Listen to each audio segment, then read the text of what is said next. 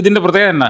ഇന്ന് പെസഹ വ്യാഴാഴ്ച അപ്പം മുറിക്കൽ വലിയൊരു ചടങ്ങാണ് നമ്മുടെ അല്ലേ, നമ്മുടെ ഒടുവിലത്തെ അത്താഴത്തിൻ്റെ അല്ലേ, അതിൻ്റെ ഓർമ്മയ്ക്കാണ്. നമ്മൾ പള്ളിയിലൊക്കെ പോയിട്ട് വന്നപ്പോഴത്തേക്ക് നമ്മുടെ സുഹൃത്തുക്കൾ 1-2 സാധനം കൊണ്ടുവന്നിട്ടുണ്ട്. അതുകൂടാതെ നമ്മുടെ ജിഷ ഉണ്ടാക്കിയിട്ടുണ്ട്, കുറച്ച് ജിഷ ഉണ്ടാക്കിയ സാധനമാണ്. നമ്മൾ സാധാരണ കഴിക്കുന്നത് ഈ സാധനമാണ് അല്ലേ, ഈ അപ്പം, ഈ വെള്ളയപ്പം. നമ്മളവിടെയൊക്കെ കോട്ടയം ആ പ്രദേശങ്ങളെ അങ്ങനെയല്ലേ നമ്മൾ അങ്ങനെ സാധാരണ കഴിക്കുന്നത്.